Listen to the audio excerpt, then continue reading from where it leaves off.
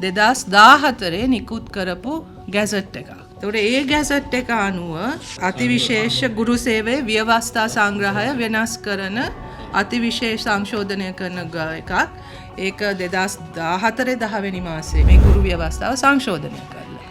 හරි. එතකොට කෙසේ වෙතත් ඊට පස්සේ 2014න් පස්සේ කොහොම හරි මේ විදියට අරගෙන මේ වෙනකොට විශ්වවිද්‍යාල ප්‍රතිපාදන කොමිසම මේකෙත් අපි දැන් ඒක බලමින් යන්නේ රජයෙන් අනුමත විශ්වවිද්‍යාල තියෙනවා. ඉතින් මේක මේ අද ඊයේ වෙච්ච එකකුත් නෙවෙයි.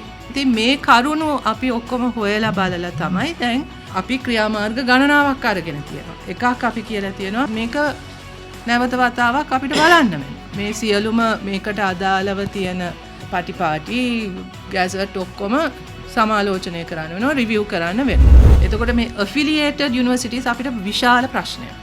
අපි අනුමැතිය දෙන්නේ මේ මෙහෙ තියෙන එකට. අර mother university එක recognize කරනවා කියලා කියනවා. හැබැයි ඒක පාවිච්චි කරලා UGC approved කියන label එක ගහගන්න. එතකොට ඒගොල්ලෝ register වෙන්නේත් අධ්‍යාපන අමාත්‍යාංශ එක්ක නෙවෙයි, BOI එක්ක හරි මොකක් හරි එක. එතකොට මේ සම්පූර්ණ ක්‍රියාවලිය තුලම විශාල ප්‍රශ්න ගණනාවක් තියෙනවා. ඒකත් මොකද්ද කරන්න කියන එක අපිට අත්නෝමතික විදියට තීන්දුව తీරන එක හිතමතේ ගන්න බැරි නිසා ඒ සියල්ලම බලන්න කියලා තමයි මම උපදෙස් දීලා තියෙන එක මේ වෙනකොට හොයාගෙන යනවා.